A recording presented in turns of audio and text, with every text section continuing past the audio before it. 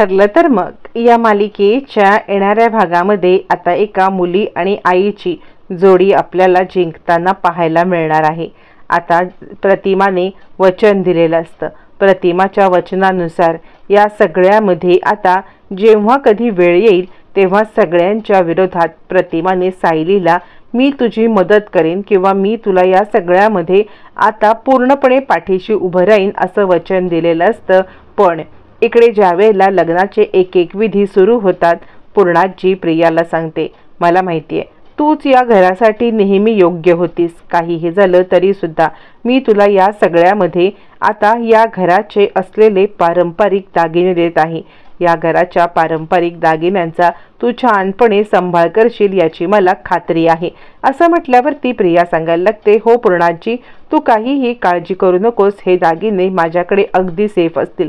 प्रिया विचार करते, अरे बापरे, म्हणजे मी कधी विचार पण केला नव्हता की किल्लेदारांच्या प्रॉपर्टीच्या सोबत सुभेदारांची सुद्धा आता प्रॉपर्टी या सगळ्यामध्ये मला मिळणार आहे आणि आता या सगळ्यामध्ये माझी तर चांदीच आहे। काहीही झालं तरी सुद्धा ही सगळी प्रॉपर्टी आता माझीच आहे आणि ही प्रॉपर्टी मिळवण्यासाठी मी काहीही करू शकते। प्रियाच्या हातात दागिने आलेले असतात आणि एक एक करत प्रियाच्या हातात सत्ता सुद्धा येत असते। अर्जुनला हे काही आवडत नसतं की या सगळ्यामध्ये पूर्णाजी प्रियाचे इतके लाड करत आहे। मग आता अर्जुन या सगळ्यामध्ये सगळी अपडेट सायलीपर्यंत पोहोचवत असतो आणि सायलीला प्रियाच्या बाबतीत जे काही घडतंय ते सगळं समजत असतं।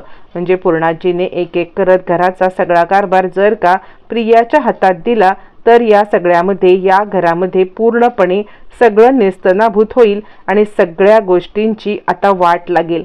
हे सगळं कळल्यावरती मग मात्र आता इकडे लगेचच इकडे सायली विचार करते, नाही काही झालं तरी मला माझ्या हक्काच्या पलीकडे जाऊन आता प्रियाचा या सगळ्यामध्ये पर्दाफाश करायलाच पाहिजे। असं म्हणत मग आता सायली इकडे सुभेदारांच्या घरामध्ये एंटर करायला आपल्या हक्काची मागणी घेण्यासाठी येत असते। तोपर्यंत अस्मिता म्हणते, वा ग तन्वी, तुझी तर मज्जाच मजा आहे। म्हणजे बघ ना, पूर्णाजीने तुला आता खूप सारे दागिने दिलेत, आता एक एक करत घराची सगळी सत्ता तुझ्याकडे येणार। यावरती प्रिया म्हणते, हे बघ अस्मिता, मला खरं तर सत्ता, पैसा, प्रसिद्धी याची काहीही ओढ नाहीये। मला ह्या कुटुंबाबद्दल जी माया, प्रेम, आपुलकी वाटते ना, त्या संदर्भात मला आता फक्त हे सगळे कुटुंब एकत्र यायला पाहिजे एवढीच एक अपेक्षा आहे आणि या कुटुंबाला कोणत्याही बाबतीत त्रास झालेला मला बघवणार नाही। यावरती आता इकडे विमल विचार करते, ही बाई इतकी खोटारडी आहे आणि हिला या सगळ्यामध्ये बाकीच्यांचं काय पडलंय, कमाल झाली कमाल हिची। म्हणजे आता किती खोटं बोलायचं, सायली वहिनींची जागा घेण्यासाठी जे काही करता येईल ते सगळ्या गोष्टी करण्याचा ती प्रयत्न करते आहे। त्यावरती मग आता विमल सांगायला लागते, पूर्णाजी, मला असं वाटते की आपण ना आता सगळ्यांनी जेवण वगैरे करून घेऊया। यावरती आता इकडे प्रिया सांगायला लागते, नाही, मी काय करते माहिती आहे का, मी सगळ्यात पहिले हे दागिने आमच्या रूममध्ये नेऊन ठेवते। असं म्हणत ती या सगळ्यामध्ये आता दागिने रूममध्ये ठेवण्याच्या निमित्ताने आता अर्जुनच्या जवळ जाण्याचा प्रयत्न करत असते आणि त्यामुळे आता काही इकडे विमल सांगते, ऐका ना, तुम्ही या सगळ्यामध्ये अचानकपणे पुढे जाऊ नका, तिकडे जाऊ नका, कारण ना अर्जुन दादाला नाही आवडणार। यावरती प्रिया सांगते, तू नको मला सांगूस काय करायचं ते, मी बघेन काय करायचं ते। यावरती पूर्णाजी म्हणते, तन्वी, तू एक काम कर, तू हे दागिने तुझ्यासोबत घेऊन जा। असं म्हटल्यावरती अर्जुनला खूप राग येतो। एक एक करत या घराची सगळी सत्ता हिने जर का हिसकावून घेतली तर मात्र खूप मोठी गडबड होईल आणि या सगळ्यामध्ये जर का काही गोष्टी घडल्या तर मात्र आपल्याला खूप मोठा प्रॉब्लेम होईल। असा विचार करत आता मात्र इकडे अर्जुन विचार करतो, नाही काहीही झालं तरी सुद्धा मला आता सायलींना इकडे बोलवायलाच पाहिजे। हे घडल्यावरती मग मात्र त्याने ऑलरेडी आता इकडे सायलीला फोन करून बोलवलेलं असतं, कारण या घरामध्ये चाललेले धिंडवडे काहीही करून थांबवणं हे भाग आहे आणि आता हे आपल्याला करायलाच पाहिजे। हे सगळं चालू असताना ऑलरेडी सायली आता तिकडे आलेली असते।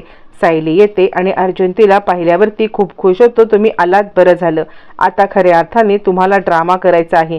याआधी कधीही तुम्ही ड्रामा करायला नकार दिलात, तर वेळेला खोटं बोलायला नकार दिलात, पण आत्ता जर का खोटं बोलला नाहीत किंवा आत्ता जर का माझ्या नाटकामध्ये सामील झाला नाही तर या सगळ्यामध्ये तुम्हाला नवऱ्याला मुकावं लागेल. सायली म्हणते, नाही सर, आज काहीही झालं ना तरी मी माझं हे सौभाग्य परत मिळवण्यासाठी साम दाम दंडभेद काहीही करायला तयार आहे. मग ती प्रिया काय चीज आहे. असं म्हणत आता इकडे सायलीने मुळातच या सगळ्यामध्ये खूप मोठा आता हे केलेला असतो आणि काहीही झालं तरी सुद्धा आजच्या घडीला आता प्रियाला हरवायचं ठरवलेलं असतं. मग काय, अर्जुनच्या सांगण्याप्रमाणे पुढचा प्लॅन ठरतो आणि या सगळ्यामध्ये आता सायली आणि अर्जुन घरात येतात. घरात आल्यावरती सायली आता या सगळ्यामध्ये खूप मोठा तमाशा सुरू करते. काय चाललंय इथे, मी या घरची सून आहे आणि माझ्या नवऱ्याचं लग्न तुम्ही आता इकडे लावून देताय, ही गोष्ट मी कदापि सहन करणार नाहीये. जर या घरावरती तुम्हाला आता काही लांछन नको असेल तर आत्ताच्या आत्ता हे थांबवा. आणि हे काय, हे सगळे दागिने आणि हे सगळं तुम्ही हिला देताय, ही मुलगी याच्या लायक तरी आहे का. पूर्णाजी म्हणते, तू आणि इथे तुझा काय संबंध. यावरती आत्तापर्यंत कठोर न बोललेली सायली पूर्णाजीच्या समोर येऊन उभी राहते आणि तुम्ही असं वागूच शकत नाही, कारण किती काही झालं तरी या सगळ्यावरती माझा अधिकार आहे. कल्पना म्हणते, आलीस ना, मूळ पदावरती तू आलीस ना, म्हणजे आत्तापर्यंत सभ्यपणाचा बुरखा पांगून तू आता इथे होतीस, सभ्यपणाचा बुरखा समोर तुझ्या होता, पण आज तुझ्या मूळ पदावरती येऊन तू आता पुन्हा दाखवलंस की आम्ही तुझ्या बाबतीत जे काही करण्याचा निर्णय घेतोय तो निर्णय अगदी योग्य आहे. यावरती सायली सांगते, तुम्हाला जे काही समजते समजा, पण या घराची सत्ता, या घराचा पैसा, या घराचं सगळं मी आता पूर्णपणे इथून जाऊ देऊ शकत नाहीये. हिच्या ताब्यात तर बिलकुल नाही. जे काही घडणार आहे ना त्यामुळे या सगळ्यामध्ये आता मला न्याय मिळालाच पाहिजे, कारण मी या घरची अजूनही ऑफिशियल सून आहे. मी अजूनही डिवॉर्स घेतलेला नाहीये. काहीही झालं तरी तुम्ही मला या सगळ्यामध्ये अडकवू शकत नाही आणि माझा अधिकार दुसरं कोणाला देऊ शकत नाही. हे माझे पेपर, अजूनही कॉन्ट्रॅक्ट मॅरेज संपलेलं नाहीये जोपर्यंत आम्ही डिवॉर्सवरती साईन करत नाही. मग काय, प्रियाचा चेहरा पाहण्यासारखा होतो. सगळ्या गोष्टी जुळून आलेल्या, हातामध्ये सोनं नाणं पैसा अडका सगळं जर का आलं होतं तर अचानकपणे हिला कडमडायची काय गरज होती.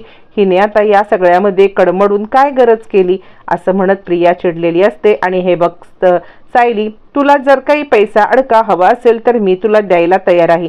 तुला किती पैसे हवेत बोल, किती हवेत तेवढे बोल आणि आमचा पूर्णपणे पिछा सोड. यावरती मग आता पूर्णाजी सांगते, मला तर काही कळतच नाही. जर का हिने आता पुन्हा एकदा मीडियासमोर ही सगळी नाटक केली तर आपल्याला पूर्णपणे अडकावं लागेल. तन्वी, तू एक काम कर, तू ते सगळे दागिने परत दे, असं म्हणत पूर्णाजी रडायला लागते. प्रिया आता पूर्णपणे गडबडते आणि पूर्णाजी, अगं असं काय करतेस, हे दागिने तर तू मला दिले आहेस ना. यावरती पूर्णाजी सांगते, मला मनावरती दगड ठेवून हा निर्णय घ्यावा लागतोय. काहीही झालं तरी सुद्धा आता हे दागिने तू परत दे, कारण या मुलीला मला कळलेलं आहे. आत्तापर्यंत मला वाटत होतं की नाही, ही अशी नाहीये, पण आत्ता हिने पूर्णपणे स्वतःला सिद्ध केलंय की या सगळ्यामध्ये हिला पैसा, प्रसिद्धी आणि पैसा आणि अडका याशिवाय दुसरं काही नको आहे आणि त्याच कारणासाठी तिने हे सगळं केलंय. आणि त्यामुळे काहीही झालं तरी सुद्धा आता हे दागिने परत दे आणि बघू आपण काय करायचं. सायली, तुला काय पाहिजे बोल, तुला जे काही हवंय ते द्यायला मी तयार आहे. काहीही झालं तरी तू या सगळ्यामध्ये आमची बदनामी करू नको. असं म्हटल्यावरती सायली सांगते, मला तुमच्याकडून वचन हवं आहे की तुम्ही या सगळ्यामध्ये जोपर्यंत आमचा डिवोर्स होत नाहीये तोपर्यंत तुम्ही मला इथे राहू द्याल. सगळ्यात महत्त्वाचं म्हणजे जोपर्यंत डिवोर्स होत नाही मी सही करेन डिवोर्स पेपरवरती, पण माझ्या काही अटी आहेत, त्या अटी पूर्ण झाल्यावरती मी डिवोर्स पेपरवरती सही करेन. माझ्या काही मागण्या आहेत, त्या मागण्या पूर्ण झाल्यावरती मी डिवोर्स पेपरवरती सही करेन. पण जोपर्यंत आमचा डिवोर्स होत नाहीये तोपर्यंत तुम्ही तन्वीला किंवा प्रियाला कोणत्याही प्रकारची मदत करणार नाही किंवा तिला या सगळ्यामध्ये कोणत्याही प्रकारे आता तुम्ही काहीही हे करणार नाही. हे मला वचन हवं आहे. असं म्हटल्यावरती मग मात्र आता इकडे पूर्णाजीकडून सायलीने वचन घेतल्यावरती पूर्णाजी गडबडते. हिला वचन द्यावं तरी प्रॉब्लेम, नाही द्यावं तरी प्रॉब्लेम, आणि हिला घरामध्ये राहायला घेऊन द्यायचं. नाही नाही, हे कसं शक्य आहे? यावरती सायली म्हणते, मी तुम्ही सांगाल तसं करेन, पण तोपर्यंत माझ्या अटी पण पूर्ण झाल्या पाहिजेत आणि मला या सगळ्यामध्ये डिवोर्स पेपरवरती साईन करण्यासाठी वेळ पाहिजे, पण तोपर्यंत मी इथेच राहणार. आता पूर्णाजी सांगते, आलीस ना आपल्या अवकातीवरती, आलीस, तुला जे काही हवंय ते घेऊन जा. सायली म्हणते, नाही, मला तुम्ही वचन द्या की तोपर्यंत तुम्ही मला इथे राहून द्याल. आता काय, पूर्णाजीकडे कोणताही पर्याय नसतो. पूर्णाजी म्हणते, ठीक आहे, मी सगळ्यांच्या समक्ष हिला वचन देते आहे की हिला मी इथे ठेवणार जोपर्यंत हिचा डिवोर्स होत नाहीये, आणि जेव्हा हिचा डिवोर्स होईल त्याच वेळेला या सगळ्यामध्ये आता मी नंतर अर्जुन आणि तन्वीचं लग्न लावेन, पण हिने पण मला वचन द्यावं की काहीही झालं तरी या सगळ्यामध्ये ही आडकाठी आणणार नाही. यावरती सायली सांगते, मी तुम्हाला वचन देते, काहीही झालं तरी जोपर्यंत तुम्ही हे सगळं करत नाही ना तोपर्यंत मी तुम्हाला कोणत्याही प्रकारची आडकाठी आणणार नाही, असं म्हणत सायलीने आपलं वचन दिलेलं असतं. आता मात्र पूर्णाची वचन, सायलीचं वचन या दोघी वचनाच्या पक्क्या असतात. प्रिया विचार करायला लागते, नाही नाही, हे सगळं काय घडलं? हा सगळा प्लॅनच फ्लॉप झाला. यावरती अस्मिता म्हणते, पण तू नको काळजी करूस. यावरती सायली सांगायला लागते, ठीक आहे, तुम्ही हे दागिने तन्वीला सध्या देऊ शकता, यासाठी माझी काही आता अडचण नाहीये, पण हे दागिन्यांचा तिने रखवाली करायची. अस्मिता म्हणते, बघितलंस, ही मूर्ख आहे, हिला काही नाही, हिला थोडेफार पैसे मिळाले की ती इकडून निघून जाईल, तू स्वतःला त्रास करून बिलकुल घेऊ नको, असं म्हणत ती आता प्रियाला समजवायला लागते. प्रियाला मात्र सायलीचा स्वभाव माहिती असतो. पूर्णाजीने सायलीला वचन दिलेलं. आता सायली ज्या दिवसांमध्ये इथे राहणार आहे त्याच दिवसात सायली आता पूर्णाजीच्या समोर प्रियाचं सत्य आणण्यासाठी प्रयत्न करणार आहे. सायली घरातच राहून प्रियाची भांडेफोड करणार आहे आणि एकेकाच्या मनामध्ये प्रियाने आत्तापर्यंत जे काही केलंय त्या सगळ्याचा बदला घेणार आहे. आता सायली हे सगळं कसं करणार? प्रियाबद्दलचा झालेला सगळ्यांचा गैरसमज आणि की प्रिया चांगली आहे हा गैरसमज दूर करून कपटे प्रियाची सगळी कारस्थानं सायली कशा पद्धतीने समोर आणणार हे येणाऱ्या भागातच कळणार.